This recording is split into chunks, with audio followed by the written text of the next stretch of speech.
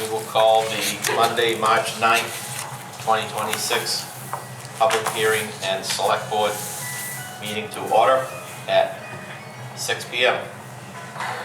First on is the public hearing is the comprehensive plan update. Tonight we are receiving public comment on the proposed update. Anybody here wishing to speak? Carrie should be online. Carrie? She's at the top now. Yeah.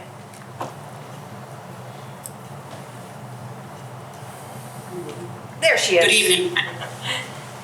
Hi. I didn't, we did present the update to the comprehensive plan to the select board last month. So I'm Carrie Willett with Barry Dunn, and so I didn't have anything to prepare tonight, but I'm happy to answer any questions as they come up. Okay, thank you. Anybody wishing to speak about the comprehensive plan update? Anybody on Zoom looking to do that? Eddie, do you see any show of hands? Nope, nobody's showing hands here. Martina or Kathy? Just briefly, want to thank everybody that worked on this. We had Carrie Willett and Allison Toby from Barry Dunn, and then we had Colin Brackett, Kevin Rogers from the Select Board, George Klauber, the chair. We had Tamara Lynn Hunt, vice chair, Chelsea McCamey, Martina Witz, Jim Allen, Marty Zatarian, and Charles Kenneth. Also want to thank Chip Kenneth and Ed Mercer for the photo credits. There's some amazing photos in this comp plan. It's about 240 plus or minus pages. It was a lot of work, but it was a great group to work with. And it has been sent into the state to make sure that it complies with the state's Growth Management Act, and we should hear back from them within a month. Great. That's all I have. All right. Martina, anything to add? I just want to say it was a very collaborative process, and since Kathy was so kind to thank all of us, I want to specifically thank her and Kathy Eddy. They did a great job keeping us all on track and providing emails and updates. It was just a really positive experience all the way around. Great. My name George, the chair. I did. He really kept us on track. Anything else? Seeing none, we'll close the public hearing at 6:02 p.m. Thank you. We'll move on to the select board meeting. Tonight we do have Colin Brackett joining us remotely. Kevin Rogers is remotely too now. Kevin is now, okay, and Kevin Rogers is also joining us remotely. Please rise to salute the flag. I pledge allegiance to the flag of the United States of America and to the republic for which it stands, one nation, under God, indivisible, with liberty and justice for all.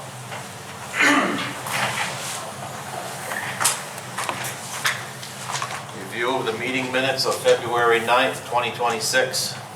I need a motion and a second for approval. I make a motion to approve the minutes. Second. Got a motion and a second. Any questions, concerns, corrections? Colin, you good? I'm good. Kevin, you all set? Can't hear me. All in favor? Aye. Colin? Aye. Kevin? I just told him to unmute.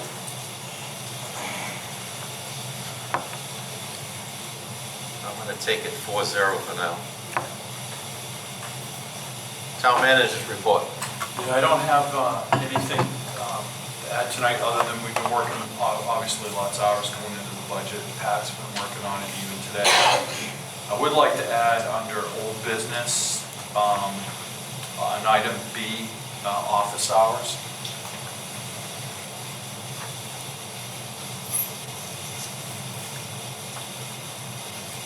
Okay. You guys all set with adding that item? No business. And anything else, Randy? No. Tonight? Okay. Moving on, public participation. Anybody here from the public wishing to speak before the select board? Thought that's why Ed was here. Anybody on Zoom want to speak publicly? Eddie, can you see anybody? I don't see anybody raising hands or anything. Moving Nope. right along. The only adjustment is what Randy just added to the agenda. No licenses, permits tonight. Under old business, ordinance updates. I assume Kathy's going to speak first. That's me, and I think the majority of the people that are on the Zoom call. Hi, I was wondering, can you speak on any subject? I think she's calling That's back. what public participation was Yeah. about. Oh, sorry. She just unmuted I was a little confused. I was muted. Okay. Do you have something other than ordinance updates that you want to speak about? I just wanted to comment on the ski jump and the ordinance. Is that That- is the same ordinance we're about to talk about? Okay, I'm gonna let Kathy Tomarelli go first, and then I'll take public Okay. comment on that. Okay, sure. Great, thank you. Thank you. All right, so I think the majority of the people that are on the Zoom call are in for the first one, so I think we should just do that one, and then if they want to speak, do that, and then we can move on. Sure. You guys have already seen this. The only thing that has changed since you saw it last was at our public hearing at the planning board on March 3rd. It was suggested by a couple people that know a lot more than I do about slalom ski courses that we add the word "or ramps" to that definition for water ski slalom course. Nothing else has changed since then. Okay. If you're all set, I'll take public comment about that one ordinance. Hey, Teddy, can we discuss at the board first? Sure we can. Sure, yeah. I just, I reread this tonight, and I'm glad that ramps and jumps was covered in here, because somebody actually called me about that aspect. So I'm glad it's still in here. But I do have a question with section 11, mooring waterfront management ordinance, water ski song course 1A. All courses should not be located in areas where there are known invasive plants or within 200 feet of invasive plants. So we're saying we don't want them near milfoil or on milfoil. Is there a targeted map that's mapped out? Does LEA already have that map? And then when is ice out? Because when does song courses get installed? I'm not a song course guy, so I don't know when that starts and if this is going to impact it or if it's not going to be implemented this year because it's going to vote after ice out happens. I'm just not curious what sequence of events is going on, I guess. Yep, that was brought up at the planning board public hearing as to whether or not there should be some sort of a moratorium, because my understanding is that the course gets set around May, the beginning of May, and we're not voting on this until May 19th. Don't know what the process is for that in Naples, because it's a select board form of government, so I don't know exactly how you guys do that. And I'm not familiar with moratoriums in that form of government. As far as the question about the invasives and milfoil, there is someone here from LEA in case you want to ask her that specific question. Do you have anything to add to that? Yeah. Okay, sure.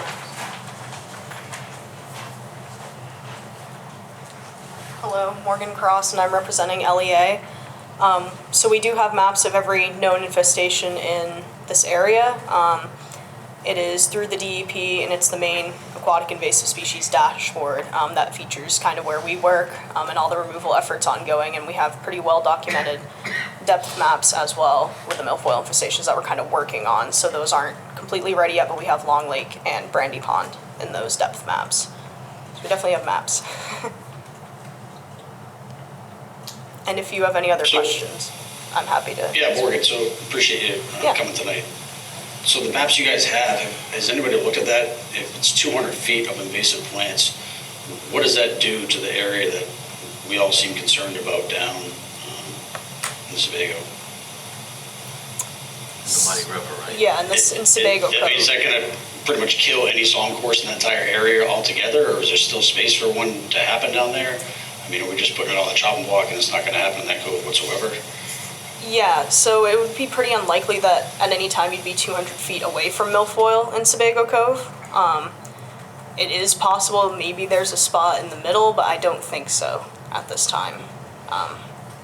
But but definitely not where the course is located now.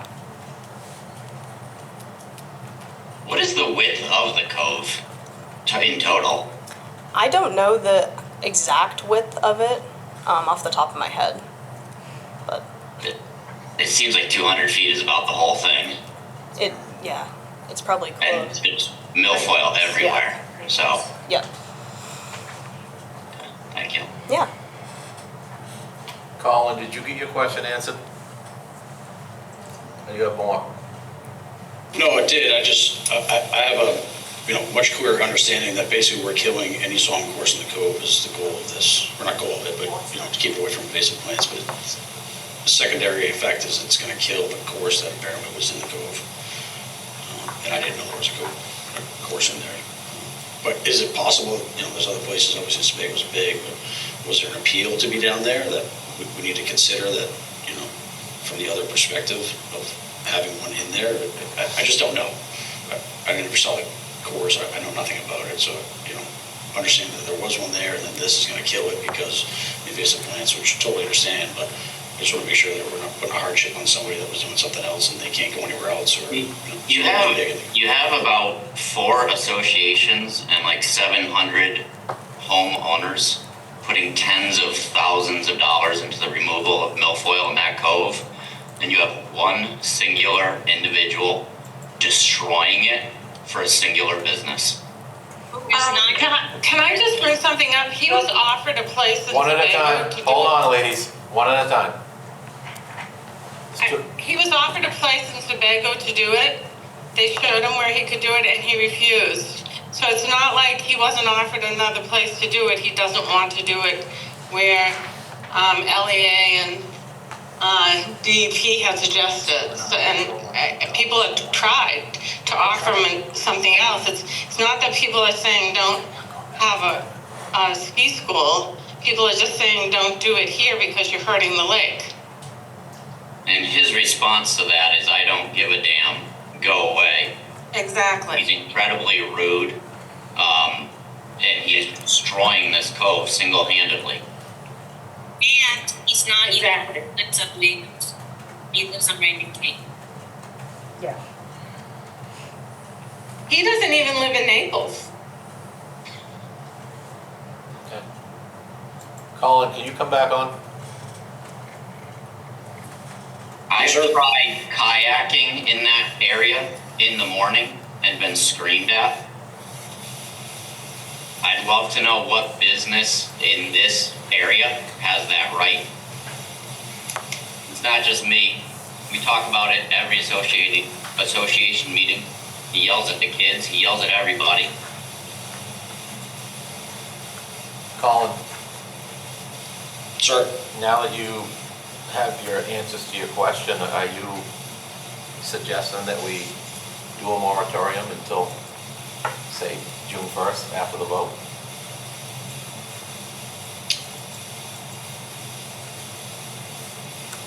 Yes, I am. I had to think about that for a second, but yes, I am.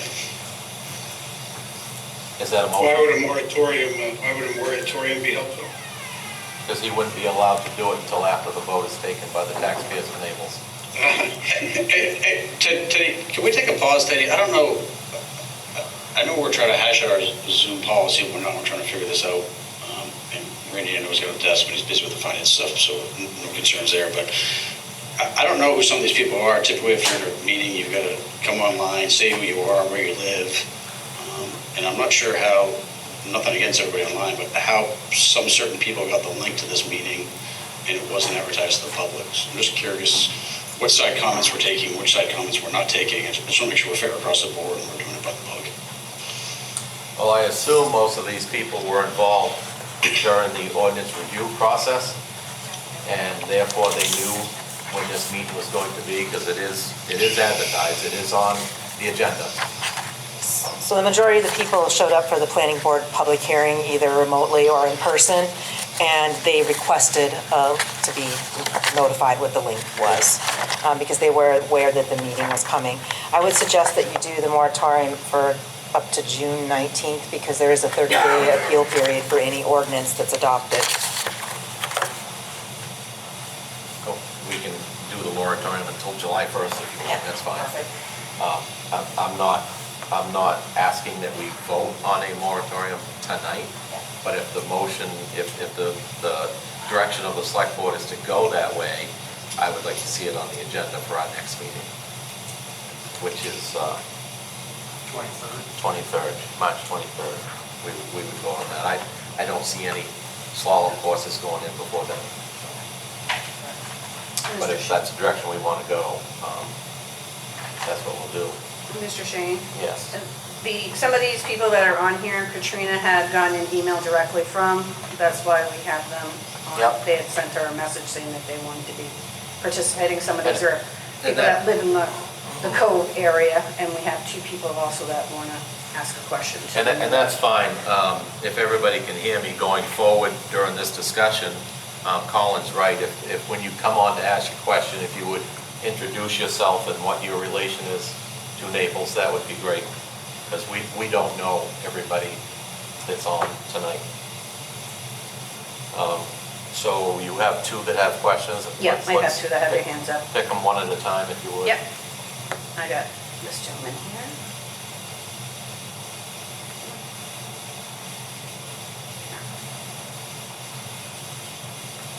Hi, can I ask a question? Sure. Introduce myself. Thank you. I'm Mark Engelberg. I'm a resident on Harbor Road. Been here for about 8 years. And I'm just wondering on a slightly different tack that I hope doesn't throw this all off. Is there some regulation about distance from shoreline for certain types of events or speedboats, which I would presume a ski school is not going slowly? So I wonder, because the cove is very narrow, especially where the ski school is, and is certainly no more than 300 feet wide, if that. I'm wondering if there is also a different ordinance that might apply to having a high-speed ski school going on within there, probably within 75 feet of the shoreline.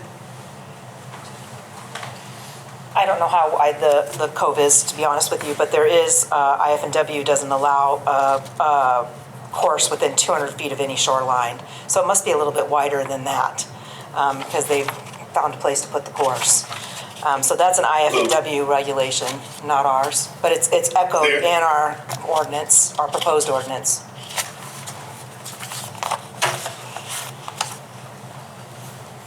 Did that answer your question, Mark? Yeah, I guess, I'm getting muted automatically here, so that doesn't help the public to speak when we're all muted. It does, but I will tell you that there's no way that that course is more than 75 feet away from the closest shoreline. So if 200 feet's allowed, might be another tack in addition. Okay. Who was next, Katie? Nobody else is putting up their hand yet. Maybe they had the same question. Martina, was you going to say something? Just since we were talking about distance, I just also wanted to mention that if there were a wake boat operating in wake boat mode, we would have to be 300 feet away from any shoreline. Okay.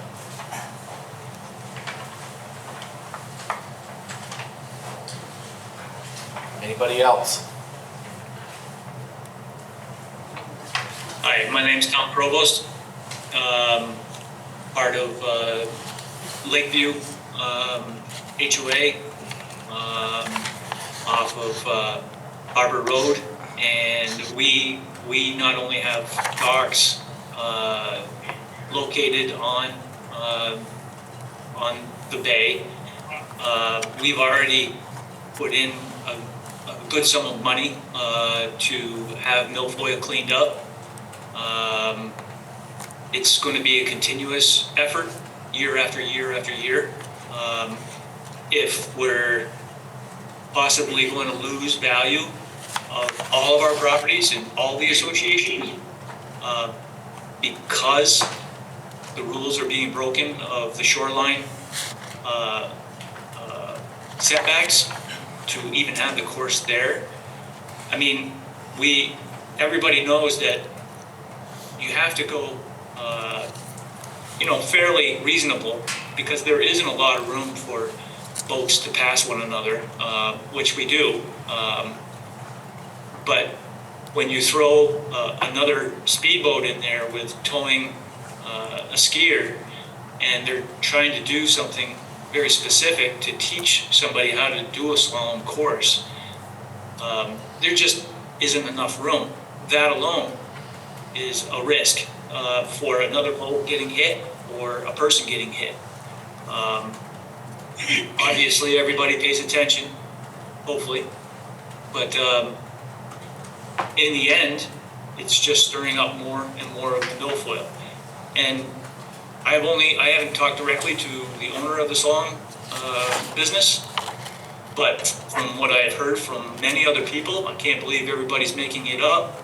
He has no regard whatsoever for what the property owners are going to experience if the cove gets shut down from all boats. What will it do to the Naples tax record for the community? Will impact it.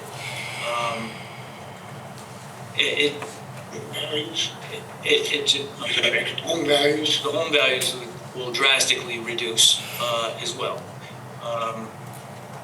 Aside from maybe somebody getting hurt, but I mean, we've done a lot of fundraising already and poured a lot of money into it already, and it's going to be continuous. We already know that we're going to need to do this, but he's not helping anything. Period. He's getting a gain. He's running a business that he's profiting off of, and it's our expense to remediate everything. And he has no regards whatsoever for anybody else's opinion on anything. Just takes away from all the homeowners enjoying the lake, and one of the reasons why we bought where we did is because of the lake access. I can add something. My name's Jeff Hill. I'm on Baxter's Landing in Naples. The law you were referring to is effective August 9th of 2024. It mandates that vessels engaged in wake surfing must operate in water at least 15 feet deep and remain more than 300 feet of any shoreline, island, or in some cases infrastructure. This law aims to protect shorelines and wildlife from erosion and high energy waves. So there's boating violations occurring that he completely disregards. There's safety violations that are completely disregarded. The last thing anybody wants is anybody to get hurt, anything like that. So Sure. this just seems like common sense to everybody involved, that somebody not just come into basically a neighborhood and destroy it at our expense. Hi, this is Mark Engelberg again, if I may. If there's an ordinance on the books in 2019, then it seems to me an immediate cease and desist should be applied to having him out of there. I don't know why there would be any editorial reasons for it other than there's an ordinance in place that says you can't do this, because he is certainly well within 300 feet. Again, I don't believe the cove is 300 feet wide at that point. I don't believe there is 300 feet. And that was 2024, and Jackie Danis, I think, is on. She may have a little bit of insight into the conversation that took place about that law. That's a state law. I don't remember if Jackie was up on that, if She's actually with us today. Yeah. She's there. By the way, it wouldn't surprise me if he knows about that ordinance, but doesn't want, thinks we're too stupid to realize it's there. Considering what I'm hearing about him, I don't know. Kathy, refresh my memory. Yeah. Randy went down there and tried to put a stop to it. I'm not 100% sure about that, to be honest with you. How this started is a year and a half ago. One of the first phone calls that I took when I started working here was from a concerned citizen that said that they had been trying to get this particular course out of the milfoil. That's basically what it is. We also heard that when we did our comp plan focus groups. We heard it from several people. So it kind of rose up to a priority. But I want to be clear, it's not just for this one particular operation. It's for any operation in a milfoil area. Right. So we're not targeting one operation. It just seems like there's a lot of money being spent to eradicate the best that you can. You're never going to get rid of it. And working against that just doesn't seem like common sense. As far as any existing ordinance, it's all at the state level. And with IFW jurisdiction, we're just trying to get something in our own ordinance so that we have a little bit more leverage to enforce it with our harbor master. The language that's in this ordinance is what was recommended by LEA, and I defer to them as the experts in milfoil, as well as the water safety zone. I just read it the other day, and it is, to my understanding, 200 feet of any shoreline when it comes to particularly water ski slalom courses. There may be something for 300 feet for other types of activities that I'm not sure, but it's the last time I looked at when I started writing this was 200 feet. So that's how that all evolved. I don't know that anybody's tried to enforce anything because I don't know for sure if they are breaking the 200 foot at all at this point. So we weren't trying to target this particular group. We're just trying to get something on the books so that when people are in milfoil, we can enforce it. Hi, So let's say that the cove is 1 second, Jack. 400 feet wide. You couldn't do it. Right. Correct. Right. Jack Right, is. not to cut the line here, but yeah, that 200 foot no wake zone isn't even specific to water skiing. It's a 200 foot no wake period. So it's funny that I've never even asked that question, is how far is it from the shore? Because ultimately, you know, if it came down to, I mean, that's a state law. It could come down to the game board putting a stop to it until this ordinance. This ordinance is breaking new ground really for the state, because there is no ordinance anywhere apparently, and we'd set precedents for other communities that needed such an ordinance if it came about for them. So on many levels, it's important. There's not going to be any opposition to getting this article on the warrant. There's no question that this ordinance is going to be going to vote, and there's really no reason why it wouldn't get voted in. You know, it's kind of not to just try to comfort everybody that's here to speak, but it's kind of a slam dunk, really. It's a silly scenario where one person's benefiting from the sacrifice of a lot. So it's, you know, I know everybody should speak and try to get votes and stuff like that, but I don't think there's going to be much resistance on this ordinance really at all. And furthermore, if there is, there can be, if it's within 200 feet, if we have to turn to the game warden, then that's the direction they can go to slow it, you know, until, you know, you can take other steps really. I just want to add, this is Mark Englehart, that really the width of the code isn't relevant. What's relevant is the distance from a closest shoreline. And I can assure you, it is not 200 feet. Well, also, Mark, Thomas Provost, the gentleman he's with, went over the law, and he said the law is 15 feet deep, and that cove is 7 feet deep. It's not even half the required depth, so forget about distance from anything. He's not even remotely close, and that is what ties in with the milfoil issue. It's heavy on milfoil because it's very shallow. And so if that's the case, are we just talking about enforcement? And if so, who do we call to enforce that law, which is clearly being broken? For the record, I spoke a bunch. My name is Matthew Ross. I own property in Sebago Pines Property Owners Association, 74 Beach Road in Naples, Maine. You had another woman that was about to speak. Yeah, that was Yes. Jackie.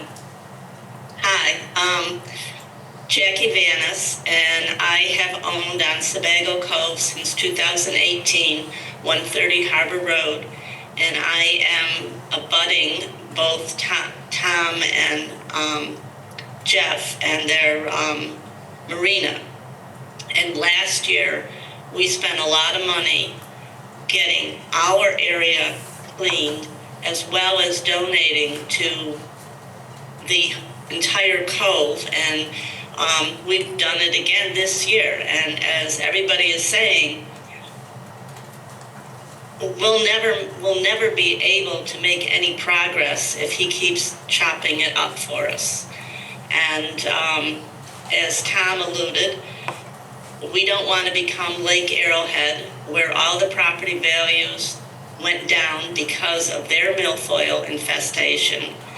And if ours do go down, that will mean our tax rates will go down. So the amount of money that we're contributing as waterfront owners for the town of Naples will be diminished, and other residents of Naples will have to pick up that, and I don't think they want to do that. We're paying our fair share and are willing to do that, but we want waterfront access that we can use.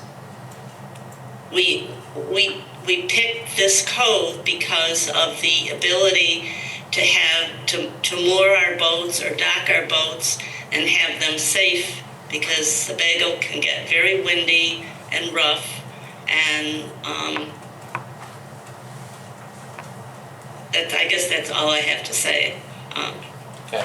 It's not fair for somebody that lives on the far side of Sebago to be diminishing our cove and our property values for the town of Naples and all of its residents, really. Thank you. Thank you. Martina, you was next. You're all set? Anybody else? I got a couple other ones with hands. Okay. I got a Heather. Hi, that's me. I'm Heather Percy. I live on 123 Beach Road. My husband and I have owned our property since 2001, and I have the distinct honor of living directly across from the entrance of the water ski course. And it wakes me up every Saturday and Sunday morning at 8 o'clock. And they, just from experience, I'll share my observations. They typically put the course in or around Memorial Day, and it comes out usually right around Labor Day.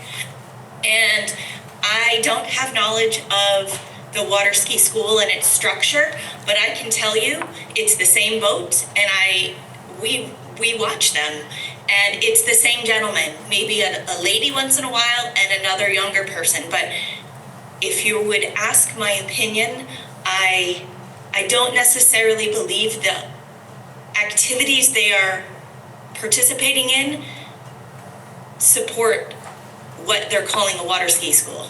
I think it's just for personal use, just from my years of observation. But to back up what others have said, when trying to have nice, cordial conversations with these owners, they are not open and they are not polite in any way, shape, or form.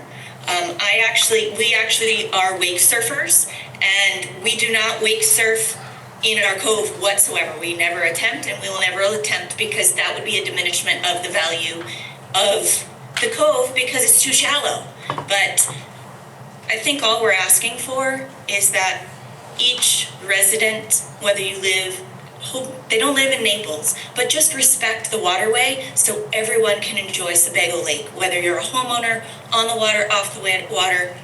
We have a very heavy seasonal business in Naples, so I think what we're really after is just trying to preserve it. Okay, thank you. I'll take. Hey, Teddy. Teddy. Hang on, Colin. I'll take the one more that had their hand up, but I'm starting to hear the same thing repeated.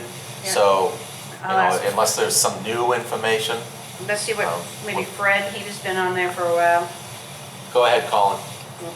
Yeah, I have the same opinion, Teddy. If Wes were to add some new content, I feel like there's going to be public hearings for these ordinances once we head to the warrant. We can discuss them then, because it's getting repetitive. Yep, agreed. This is Mark Engelberg again. I have the actually thought. Mark's already spoken. Questions. Can I speak? Sorry? You've already spoken a couple of times. Do you have new information? Well, it's not information, it's a question. It's a procedural question. Yeah. What I'm trying to understand, because clearly there's a lot of emotion here from those of us who have spent a lot of money already just in one season to get rid of this problem. But we're not necessarily directing this at this one ski school. If there's an ordinance, it affects everyone. If there are ordinances in place already for distance from land, that's already in place. I'm wondering who we need to convince, because we're sitting here with town representatives. Do we need to convince someone of our position, or do we just need to look at what is already documented for an ordinance and have that enforced? So it's a question, because I feel like we're trying to convince someone that this is the right thing to do. And when you get into those kind of areas, people have different opinions. He may say, we're not cutting up the milfoil, prove it. I mean, there's all sorts of variables that could happen to stymie this, but if there's an ordinance about distance, it's simply a matter of measuring it and determining who can enforce this ordinance, and we don't need to vote anything at all. That's IF and W.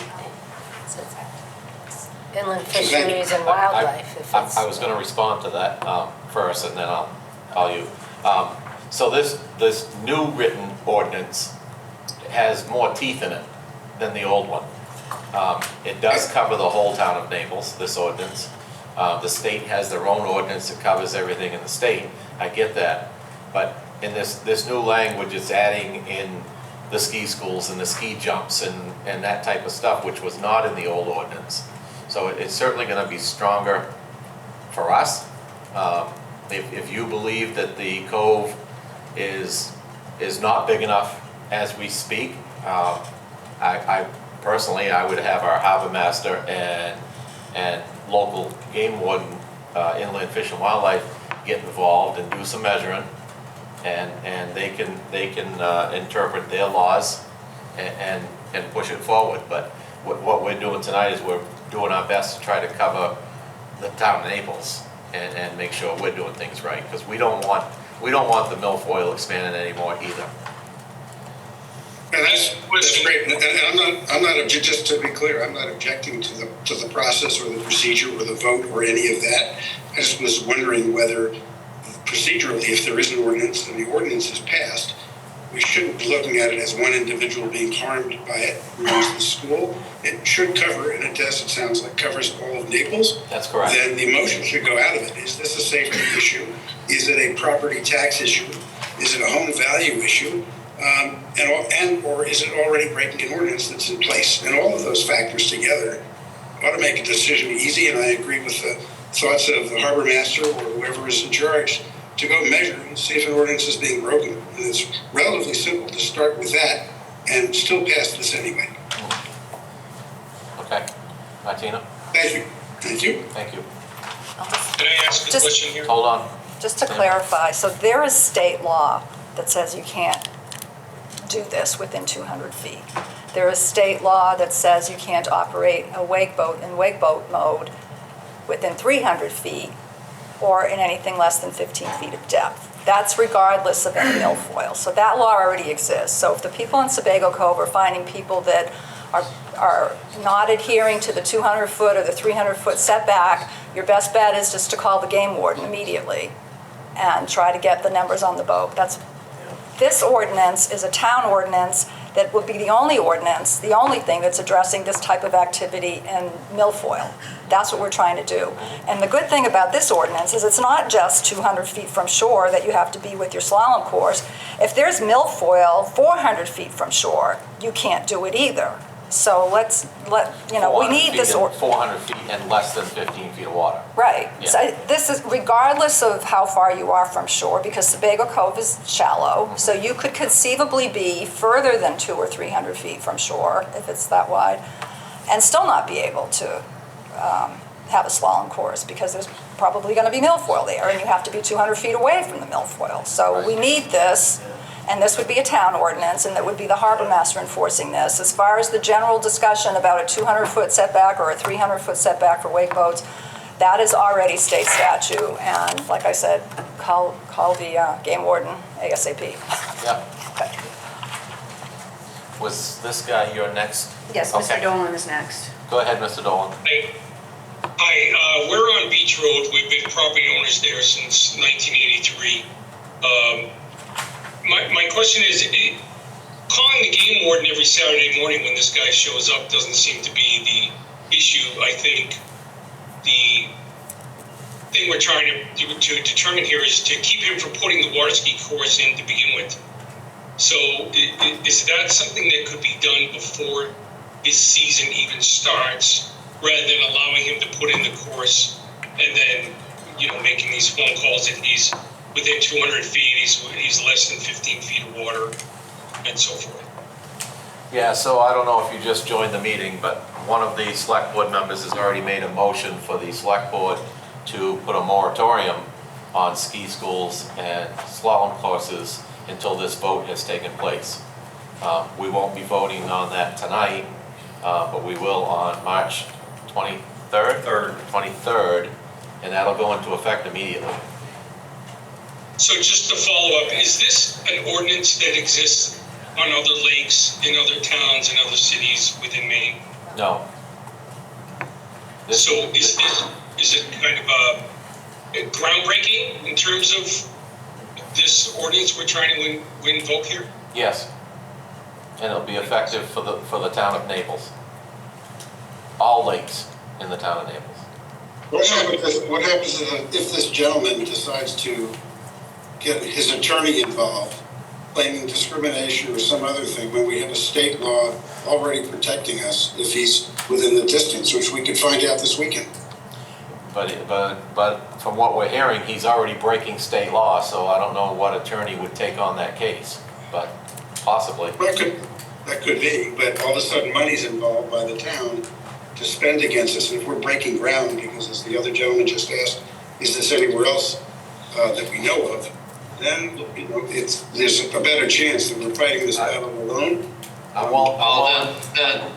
point Fred is making, the thing that's trying to be passed regarding the milfoil is groundbreaking. The reality, though, is there is a law on the books that he is breaking right now. And so this weekend, I'm going to paddle out and drop my line and check a depth. And I know from a quick Google search, it's 7 feet. And so the day he sets up that course, who is it that I call when he breaks that rule, so that he is then instructed to remove the course per current state law, not groundbreaking law, the one that's on the books today? Who do we call as a group to have that current law enforced? Yep. So today I will... And then I have one more comment after I get that answer. Today I will tell you that you should call the Maine Department of Inland Fisheries and Wildlife. However, I'm willing to bet that after tonight's meeting, our harbor master is probably going to meet with Inland Fish and Wildlife to see what we can do to put a stop to this. Fantastic. You just made my evening. One more comment I wanted to note. Colin Brackett, your comments, your facial expressions show your level of irritation with everybody on this call. You have hundreds of families putting tens of thousands of dollars for years that feel helpless. So being an elected official, I suggest you shut your mouth and you listen and you be a hair empathetic. Because we can put a stop to that. I don't think that was necessary. Yeah, agreed. Especially because I'm the one who made the motion for the moratorium, so I'm not sure what he's upset about, but I'm upset because I think we need to move along. We're all on the same page, talking about the same thing. I'm just saying, I understand. Yep. One more comment, Chip. Joanne. Chip Kyneth, and I'm a resident of Naples. And Hold on a second. Go in, Joanne. I suggest you get in touch with Luneco Land Trust too, because they have 2 miles of protected land there, shoreland, for the loons. I don't see loons going on land, but they're in the water out there somewhere and they're protected. So Luneco Land Trust is another opportunity. And it's the whole area is noticed that as a protected area, more or less. Ted, can I just add something? Sure. I think if you call the game warden, then it's going to be a criminal charge, right? They're breaking a state law. It's sort of like speeding. The police officers can pull your car from you if they want them, right? So I think the power will be much greater if you call the game warden's office than if you call the town. Town doesn't have that kind of power. For us, it's go to court, right? And that'll take time. Where I think the odds of stopping it quickly will be much greater with the warden service. So I agree with you 100%, but the comment that I made was that I'm sure that after the meeting, the harbor master is going to meet with those officials and figure out if what we're doing in fact is correct. Make them aware. And then that's why I wanted to suspend the vote on the moratorium until our next meeting. I mean, everybody knows that we're gonna have that vote, but I would like feedback from Randy and the warden service before we make that vote, to make sure what we're doing is going to stand ground. Yeah, so I will talk to Randy and so that he can look into this. But for everybody on the call, I mean, what we're doing here is groundbreaking, but there's other towns that are looking at doing it as well. So we're not the only one that has looked at doing this, and LEA is working with other towns. And so I'm not super worried about we're the first. But what we're doing is we're putting it in our own ordinance so our harbor master has more authority. Currently, he really doesn't have much authority, or any authority at all. He can do moorings. This is not a mooring, this is a ski slalom course. So that's why we added this language. That's what we're trying to do. We hear the people on the call, we're trying to do more, is what we're trying to do. And the state has no law against doing this in a milfoil field. That's the point. Correct. Right. This is the thing that's different. Yeah. That's why we need this. The state doesn't say you can't do this. Right. So talking with Ina, you can ask Joanne, they've already had all the conversations with the state. Joanne Brown had a question after that. And she's the last one. I'll take one more. One more. So, hi everyone, Joanne Brown, Beach Road. I don't have a question. I just want to thank the town of Naples for all the hard work that you guys have been doing with me. I know I've been talking to you guys since last spring, and thank you so much. As you can see, there's a lot of homeowners here who feel very passionately about this. They all have different degrees of knowledge about what we've been working on. Some of them are beginning caught up to speed. My question is, what is the process now? Because it sounds like the moratorium thing is still changed. Is this going to a vote on May 19th? Like, what's the process from here on out? So if we vote to put a moratorium on it, it won't be allowed until after the vote. And if the vote passes, that, like Kathy said, there's a 30-day rescind period. And as long as that goes through without an issue, it'll become law, an ordinance in the town of Naples, and it won't be allowed. Great. Can I stick my nose one more time in? I'm sorry, I just want to note something. I just went online, new information.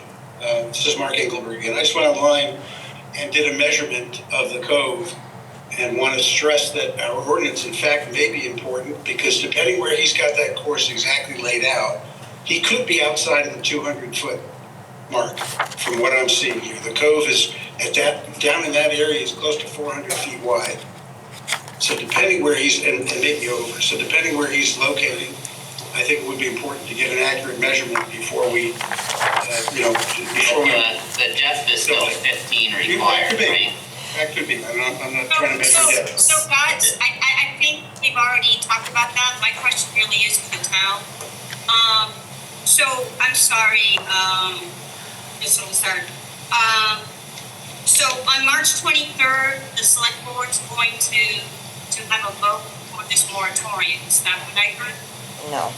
So what the process is March 3rd, there was a public hearing. So this is the language. This is the language that we're bringing the recommendation to the select board from the ordinance review committee and the planning board. The goal of this ordinance is not to ban water slalom courses at all. The 200 feet is there because that's the water safety zone. So if there was a section in the cove that wasn't full of milfoil in the middle, then they could have a water slalom skiing course there.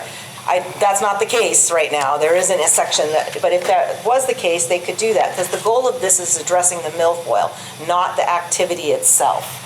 And so, so this is the language that went to public hearing. This is the timeline that we're on, is that the next meeting will be March 23rd.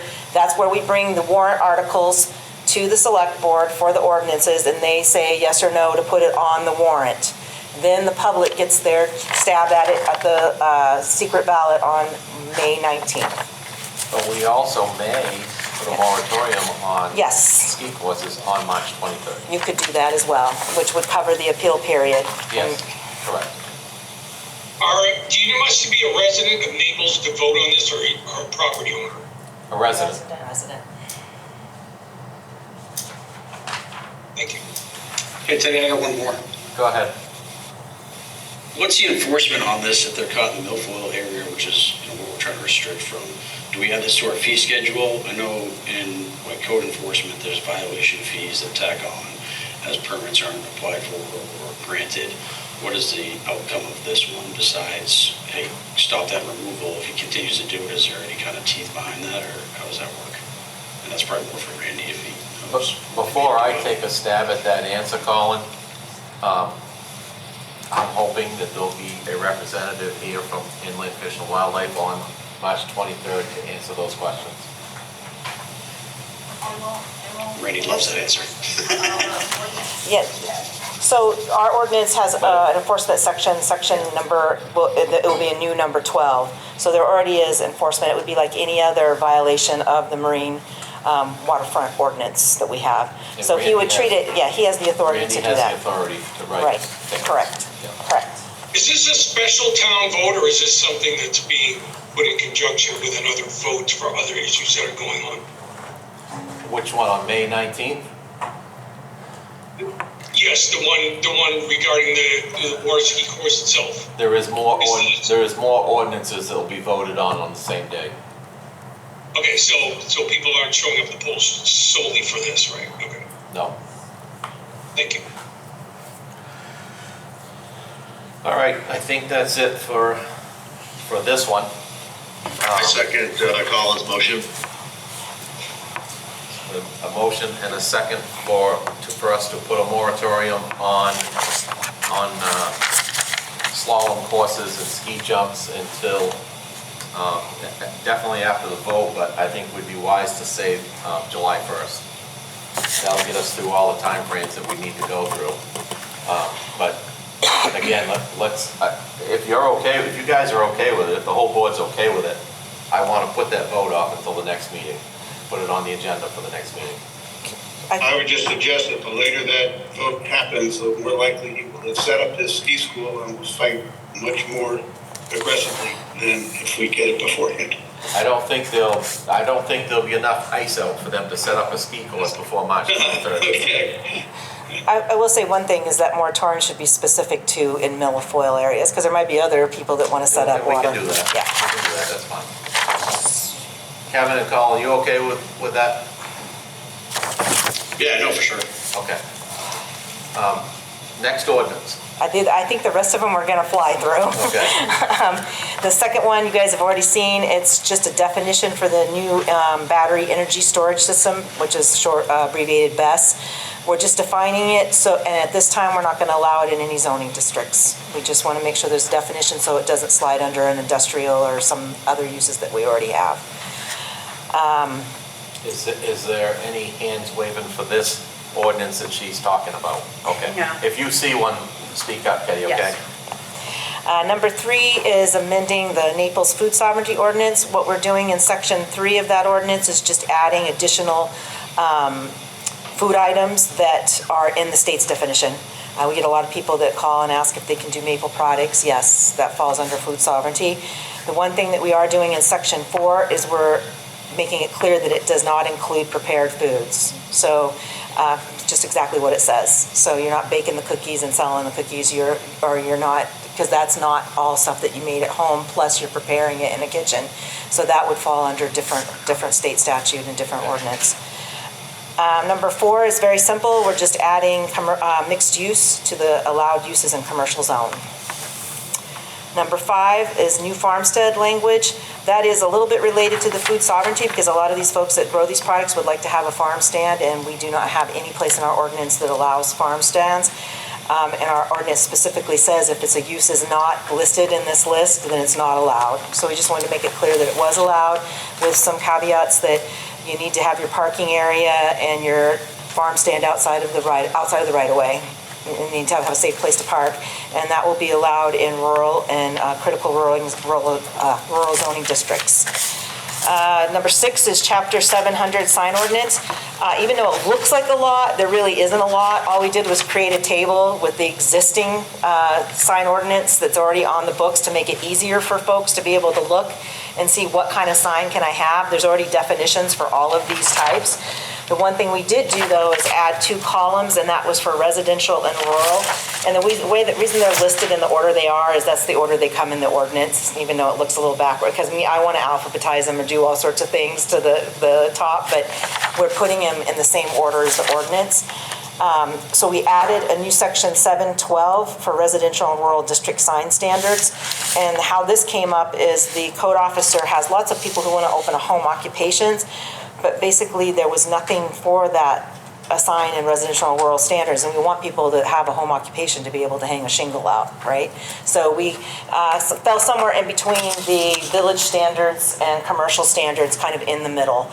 And so we added 2 new columns for those zoning districts. We were specifically vague on purpose because obviously we just did our comp plan, so we didn't want to say residential growth and name the specific districts. We just wanted residential, commercial, village, and rural, because if we do any kind of zoning through the comp plan, there might be other names for zoning districts. Number 7, we are changing the word marijuana to cannabis throughout the Naples land use ordinance to match the state language. And we're making it clear within the marijuana section. Right now, the only thing that we allow is medical cannabis cultivation facilities and medical caregivers. That's what we're required to allow by the state, and that's what the townspeople voted for. We're just making it clear that all those other uses are not allowed in Naples, because we do get occasional calls from that. That's what we're not changing anything from what it currently is. We're just making it clearer. The new phosphorus stormwater treatment, this language is straight from the lawyer, and you haven't seen all of this, but this is what, in order to have that fee that we talked about at a previous meeting, we needed to have enabling language.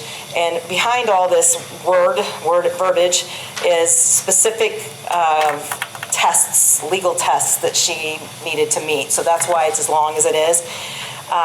And that form that you saw the first time I came, that we'll still have a policy, but we have plenty of time to work on that, because right now we just need to get the language and the ordinance. So remember, I just wanted to do a policy and then have a fee.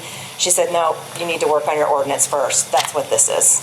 And then I will come back to you with the policy, and we'll have to figure out some sort of the policy to adopt, and then an application for people to fill out to do this. So this is the ordinance. What's in red went to the ordinance review committee, and the blue stuff was amendments from the planning board, just to make it read a little better. And that is amended from time to time as our fail-safe in case the state changes something. That way we don't have to change the ordinance every time the state changes something. Number 9 is driven completely by the state. We must allow accessory dwelling units in the shoreland zone. However, we are able to require twice the minimum lot area in the shoreline zone, and that's what this one is doing. Stay tuned, because there's going to be more, because there's another LE 1829, I believe.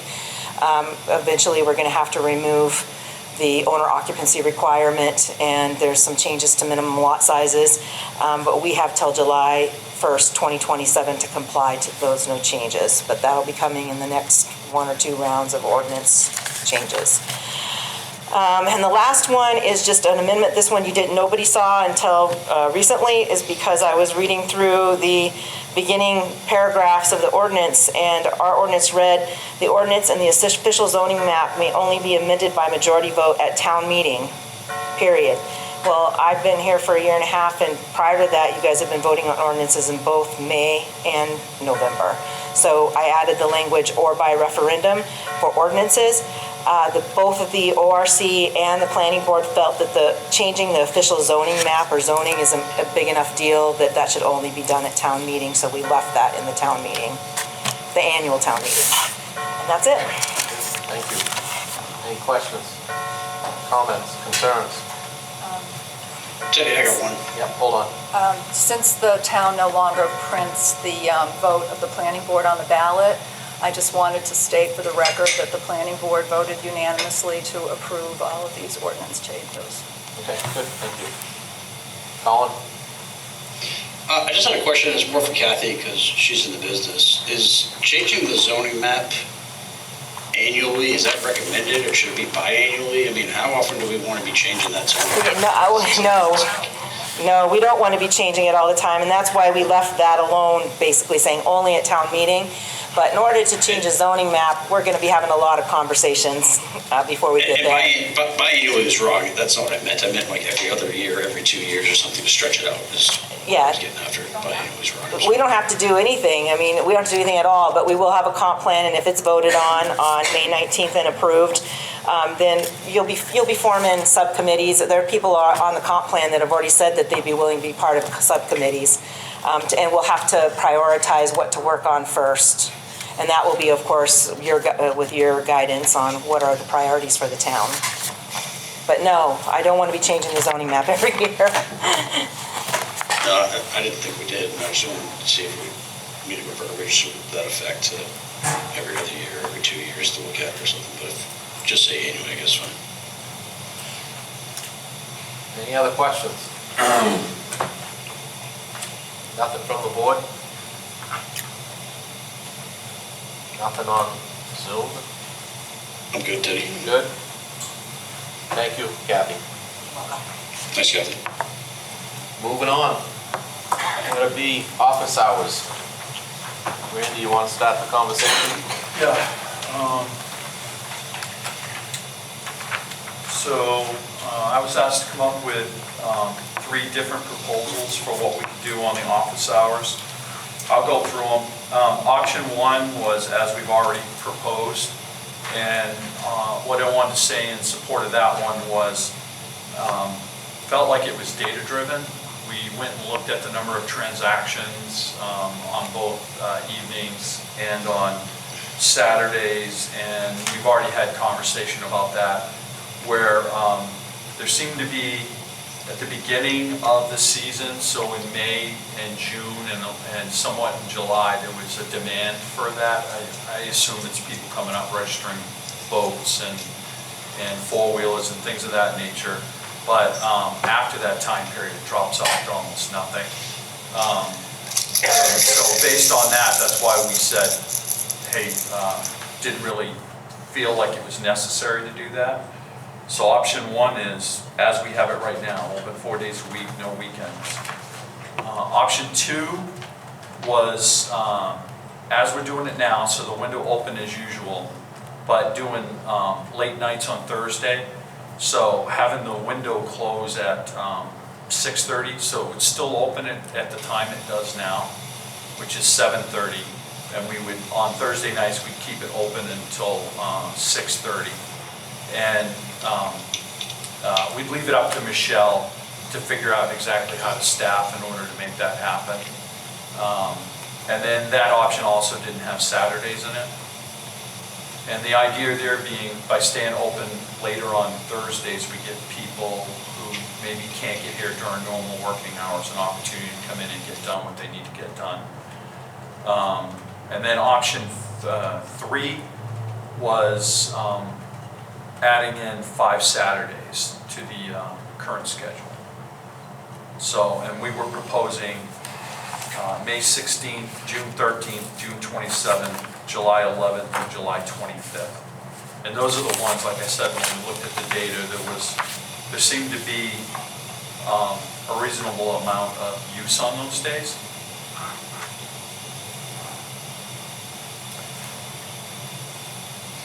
I don't like any of those options. So here we are. And I don't know that tonight's the night to talk about it, because maybe we should wait until after the budget meeting on Wednesday to talk about it. But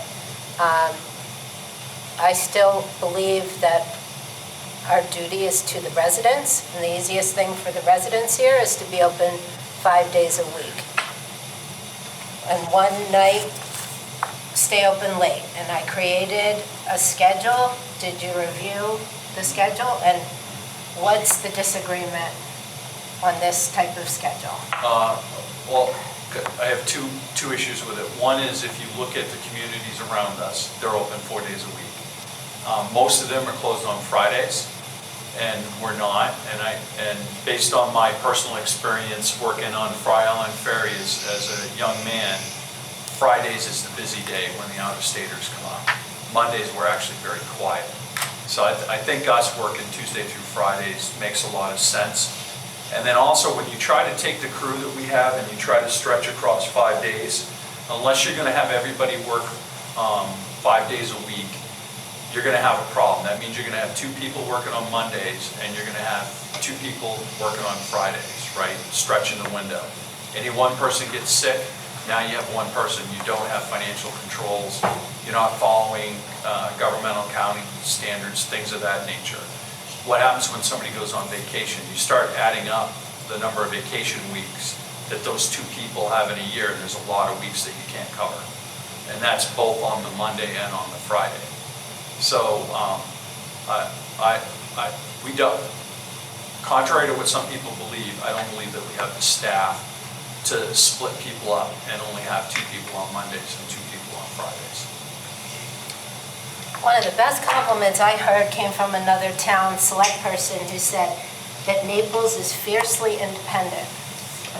So the first argument about what other towns do doesn't really make a lot of sense to me, because our duty is to the resident of Naples. And I just don't know when we're open. I can't remember. And so if we're open Monday through Friday, and yes, I'd rather us be open Monday through Friday and there be a bit of a line with 2 people than not be open Monday through Friday. And Saturdays, I don't think we need. But I'm pretty firm on Monday through Friday. Anyone else? Steve? Option 3 is Tuesday through Friday and Saturdays, those 5 Saturdays on the summer. Pretty much what we did last year. Right. I personally like that one. You're right. What we don't want is employees going to other towns because they're working 4 days a week and we're not. Most of us have long weekends, if it's Friday or Monday, depending on what the situation is. But I would think that if we're open Tuesday through Friday and the 5 Saturdays during the summer, because the summer residents are going to come up and want to do their boats or whatever vehicles they want for those first 5 Saturdays, would be more than enough time to keep the office open, and to me it's an excellent time frame. Just to clarify, Steve, my proposal is a 4-day work week for everybody. Everybody has a 4-day work week. It's just everybody doesn't have the same day. I understand. But I'm in here 2 or 3 times a week, every week, and that front office is busy most of the time. Very seldom I've ever come through and there hasn't been 2 or 3 people, one at each office, front office, one in the back, and they're all working. So I'm not sure, cutting it down to 2 people will cut a busy Monday or Friday. We're talking about, my proposal is talking about 3 people, because it's including the clerk, and it's 2 other people. I've had a very different experience. I do come in here as well.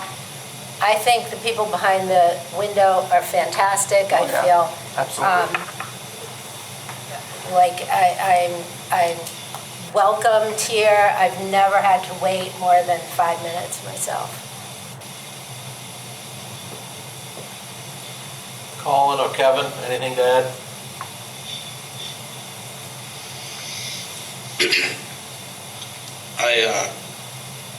I've definitely looked at this for a couple of years now, and this is the second town manager we've had that's looked at the data, looked at the flow of traffic, and talked to his staff. And I trust their judgment. I trust their recommendation. They've got to run the place. They've got to do it all. Outside looking in, if it's a communication problem that people don't know what it is, let's take a half a page in the Richmond News, put it on LRTV, run it every other hour, put it on our website, put it on Facebook, and notify people what the exact hours are. But I'm okay with Randy's choice and decision. Kevin? It sounded like Randy was more in favor of the the first option, if I'm not mistaken. It was pretty much our schedule, except you do a little more juggling and add Thursday nights. Is that what I heard there? That was option 2.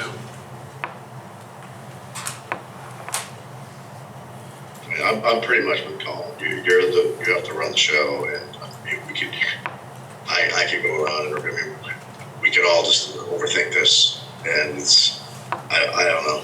I'm with Colin. I think, Randy, you can make this decision, and it is what it is, and not everybody's going to be happy. We're right back to that whole,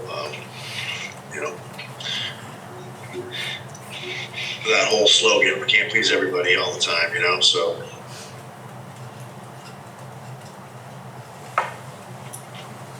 Anybody else? Go ahead. I mean, I just need consistency. When somebody asks me if the town office is open, I should be able to tell them that. Ain't no way I could tell them that. I also believe in the 5 days week, and I'd rather pay them for a holiday than have them take it off. Because I'll tell you, a holiday really messes up schedule.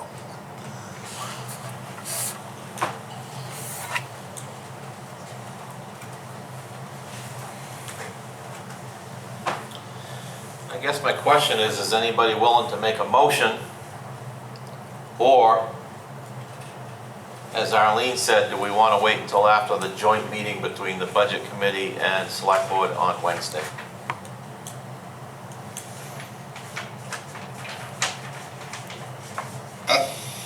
I think we set policy at the select board. I think Randy presented the calendar. It is what it is. And I thought we approved the calendar. So if we're going to go back and change the calendar, I think they need a motion to change it.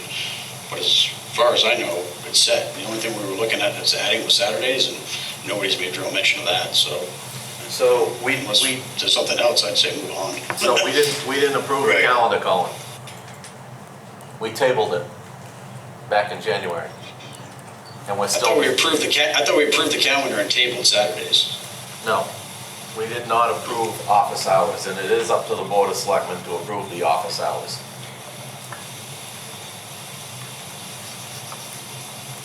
So you want a motion to approve the calendar as presented? So moved. I haven't given my opinion yet. Oh, Anybody that's want for motion then? Yes, sir. I don't think we should wait. I mean, no offense to people's opinions, especially the budget committees, because there's some good input there. But I think this group is the select board has got to make a decision. And well, since Colin pulled his motion, my opinion is to combine number 2 and number 3.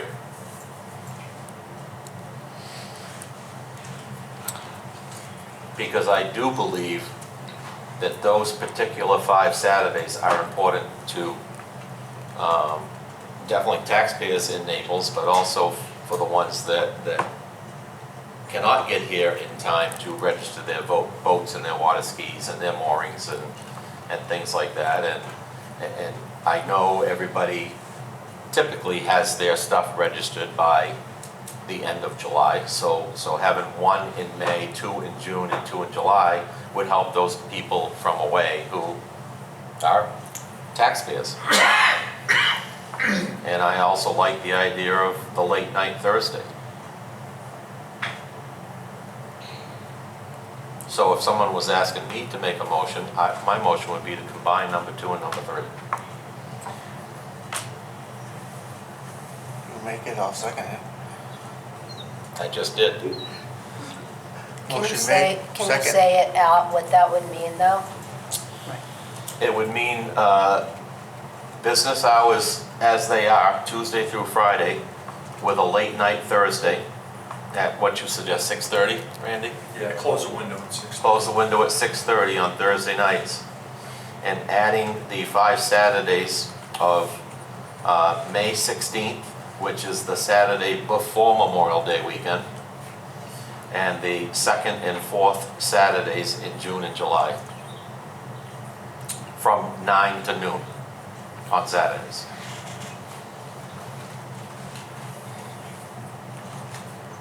What's Randy say to that? Any reason why we couldn't push the start times back? Back to what? Saturday Well, start right now times? we open at 7, Okay. so can we do like? Well, we open at 7:30. Right, the window opens at 7:30, but they have to be here at 7 prep, right? Yep. So move it from, what is that, 7 to 10? Your start time at 10 a.m. No, 7 a.m. to 10 for Saturdays. for Saturdays. I'm fine with that. If Get 'em out everybody's here used to sooner. the, well, would you rather stick with the 7:30? Because that's what we're doing now, 7:30 to 10:30? Just because everybody's used to 7:30 right now. Okay. And we're only talking about the clerk's window, just to be clear.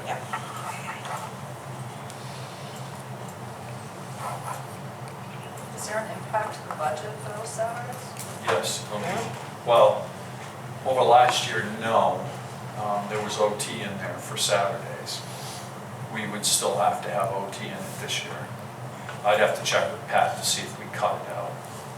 And I'm only talking about 2 employees on Saturdays if they can rotate. Yep. Same as this year. So it'd be 6 hours, it'd be 30 hours of overtime per year. How much is that? It doesn't- Well, Maybe you should wait till Wednesday. It's Time not and a that. half. No, but I don't know what the. it's actual- less than $1,000.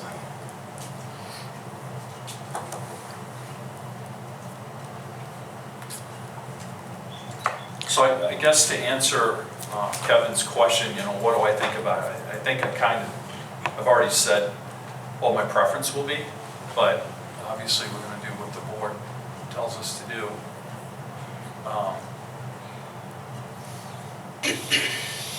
That's where we're I at. guess I'm more asking you that, does that create an exorbitant expenditure that we didn't foresee with overtime? By No. doing both those Thursday and Saturday, or whether we would still be on target kind of? The plan for Thursday would be to do that without OT by shifting hours. Saturdays though would require OT. But it's the same amount that we had in last year's budget. I just don't remember if we removed it from this year's budget or not. We'll have to put it back in. And another, also answer that question, Kevin. If the extra hours is a concern, where we're proposing closing at 6:30 on Thursdays, we could always shift the open time to 8:30 on Thursdays. Right. Hey, Teddy, I have a question for Randy, if I could. Sure. Hey, Randy, can you tell me, if you know this, and this might be a personal question, I'm not sure, maybe executive session, term personal matter, but how much leave each one of the clerks has? Oh, it'll vary, but if you just assume 3 weeks a year per clerk, that's why I was talking about why 5 days a week doesn't work. You'd have 6 weeks worth of problems on Monday and 6 weeks worth of problems on Fridays as a minimum. And 3 weeks a year, that's what, 120 hours roughly? Yeah. They can carry that over, so some of them could be banking some significant hours. Yep. And the longer you're here, obviously, the more time you get, but pretty conservative. Personnel policy is pretty conservative about that. All right, so to be more clear on Arlene's question and more clear on my motion before Steve seconds it. Tuesday open, this is open window hours. Tuesday would remain the same, 7:30 to 4:30. Wednesday, 7:30 to 4:30. Thursday, 8:30 to 6:30. Friday, 7:30 to 4:30. And the 5 Saturdays that we mentioned, 7:30 to 10:30. Just to be clear.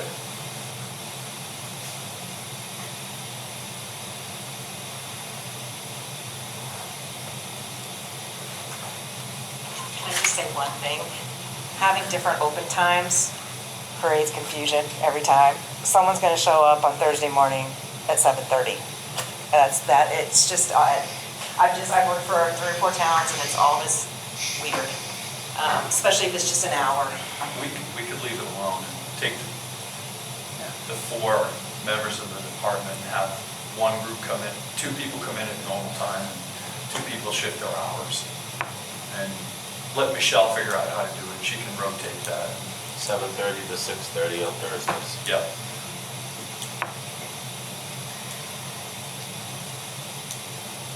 What Saturday hours again? That's my motion. Saturday hours, you said 7:30 to 10:30, right? 7:30 to 10:30. So all start times are still 7:30. Second, still in effect. Motion and a second. Any further discussion?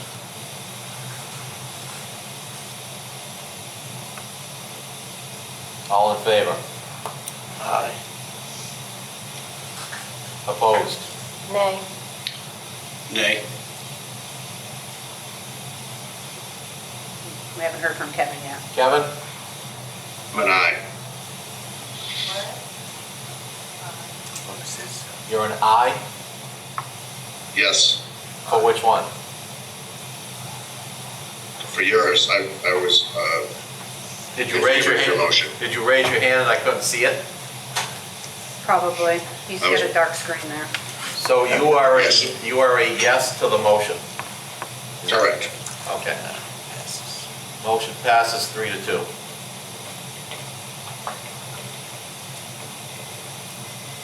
Move on to new business. The appointment of Serena Reinhardt as deputy clerk. Yeah, that's in your file. It's in the file. I need a motion and a second. So moved.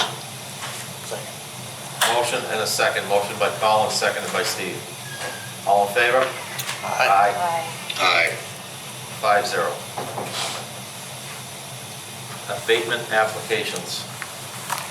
We have them in our packet.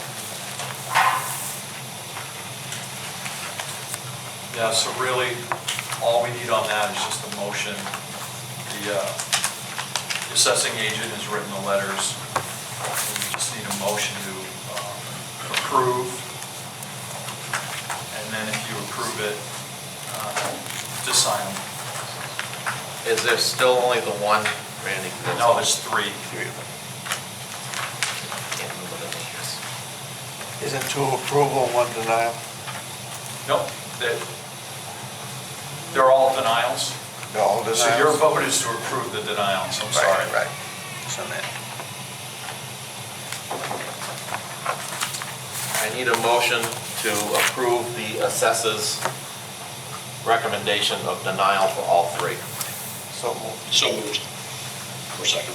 And motion by Steve and second by Colin. Any comments, questions? Seeing none, all in favor? Aye. Aye. Aye. 5-0. Teddy, it only matters, I'm aye via Zoom. You and Kevin both. Yeah.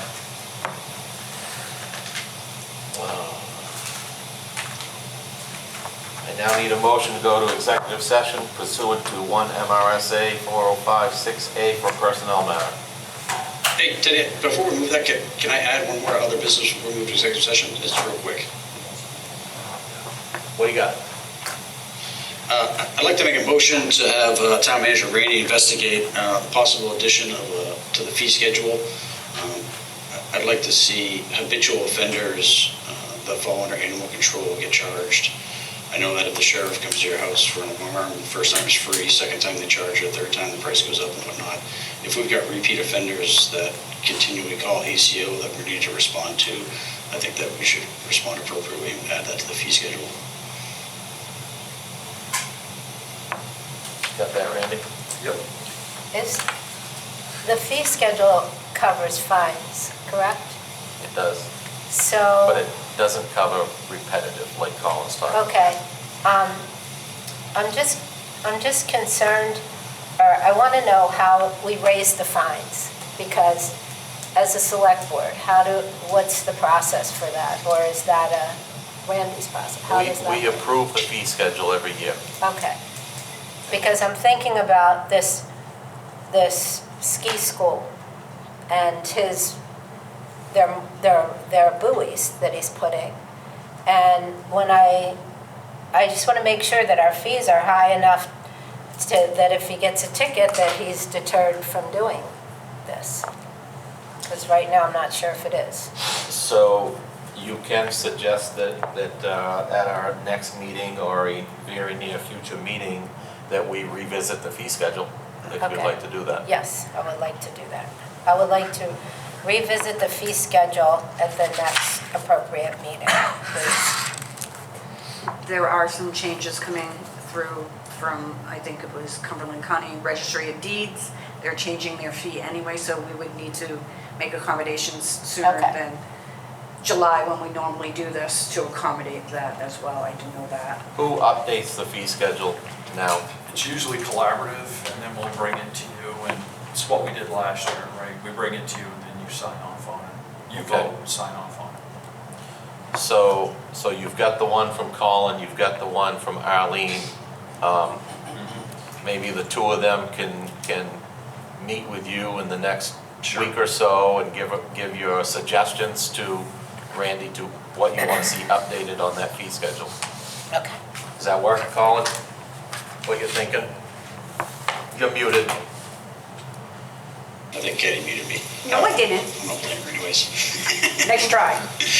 Yeah, no, I'm good with that. I'll catch up with Randy maybe this Friday or something. Okay, great. Thank you. Now we have a motion and a second to go to executive session. All in favor? Aye. Aye. Aye. Colin, Kevin by Zoom, 5-0. Thank you, everybody.